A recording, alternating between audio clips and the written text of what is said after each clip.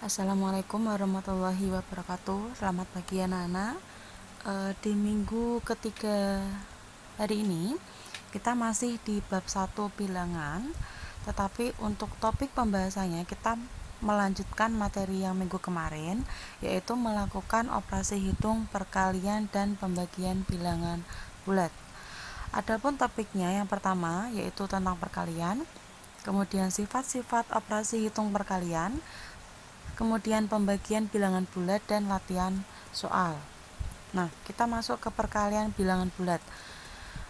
Perkalian itu dapat diartikan sebagai penjumlahan yang berulang. Nah, sebagai contohnya bisa kalian perhatikan di sini Ibu memberikan contoh 3 dikali 1. Itu maksudnya 1 dijumlahkan secara berulang sebanyak 3 kali. Nah, di sini 3 kali 1 berarti 1 ditambah 1 ditambah 1 sama dengan 3. Nah, kalau pakai garis bilangan langkahnya seperti ini ya. Jadi diperoleh hasilnya yaitu 3. Kemudian kalau dia 4 dikali negatif 2, maka negatif 2 ini dijumlahkan secara berulang sebanyak 4 kali. Nah, dan hasilnya negatif 8.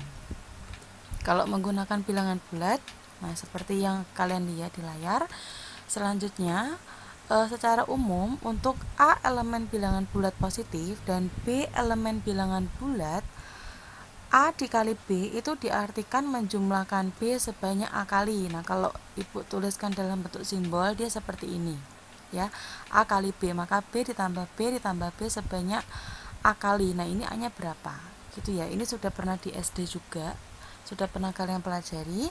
Nah, sekarang kita ke sifat-sifat operasi hitung perkaliannya ya.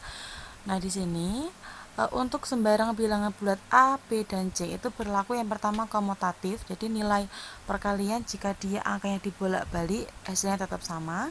Kemudian asosiatif, ini juga sama dibolak-balik ya. Kemudian distributif terhadap penjumlahan, ini berarti A dikali B, A dikali C, dan nanti tengah-tengahnya itu dijumlahkan karena di sini penjumlahan ya. Tapi kalau distributif terhadap pengurangan, maka di sini pengurangan ini tetap dikalikan, tapi di tengahnya ini pengurangan ya. Bedanya di situ. Nah, sekarang kita cek sifat komutatif dan asosiatif di tabel 1.2. Ini ada bilangan A, bilangan B, dan bilangan C.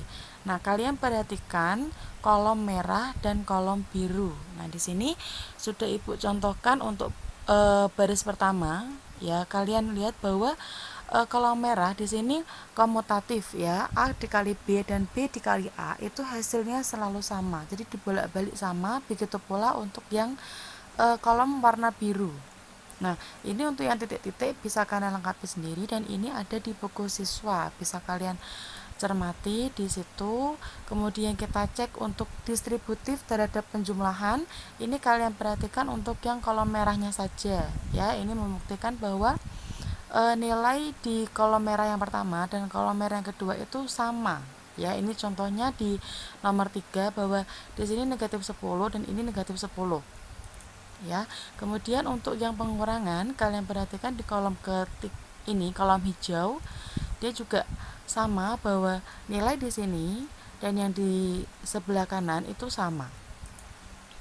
Nah, ada aturan perkalian dari bilangan bulat yang tidak nol. Nah, untuk memahaminya, kalian perhatikan antara dua bilangan bulat tak nol sebagai berikut. Jadi, kalau bilangannya positif dikali positif, maka hasilnya positif. Positif dikali negatif, hasilnya negatif.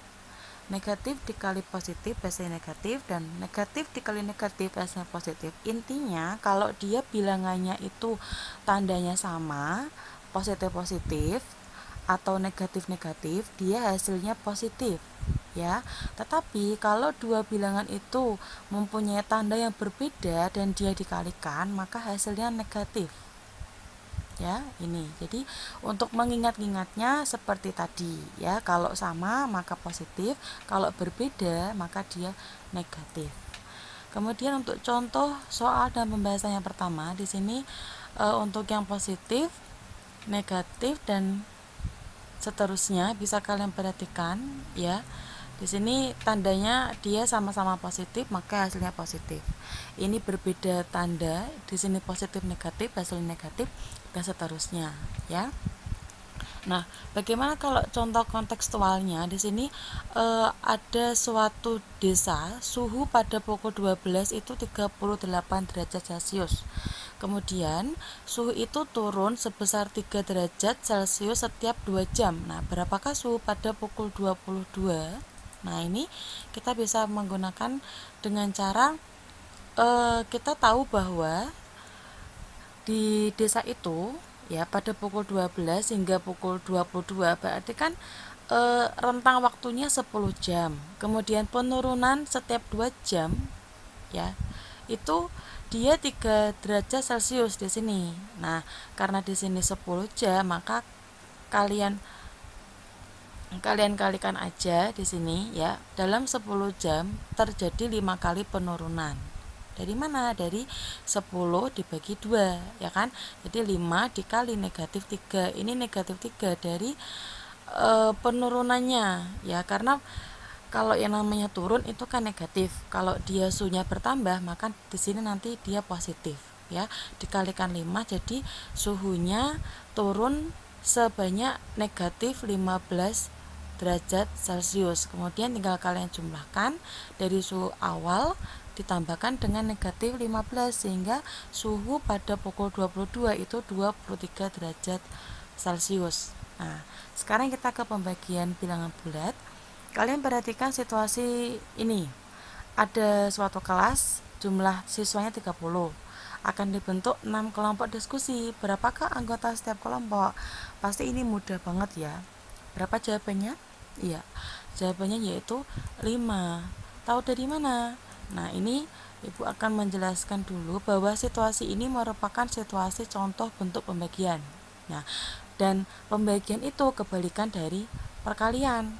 Kalau tadi perkalian itu dia hasil dari penjumlahan berulang, nah kalau pembagian maka dia pengurangan berulang.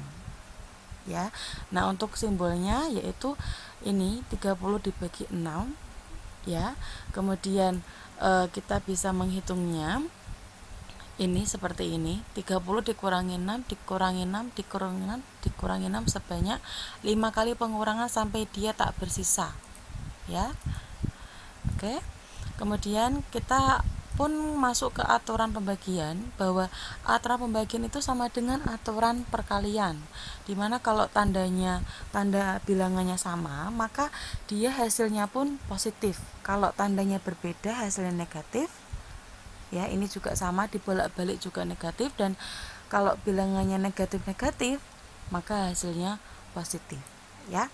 Untuk contoh soal pembahasannya ini bisa kalian lihat ya. Untuk kontekstualnya yaitu di sini ada Pak Zaini menjual beras sebanyak 272 kg dan itu akan habis dalam waktu 16 hari. Nah, berapakah rata-rata penjualan beras setiap harinya?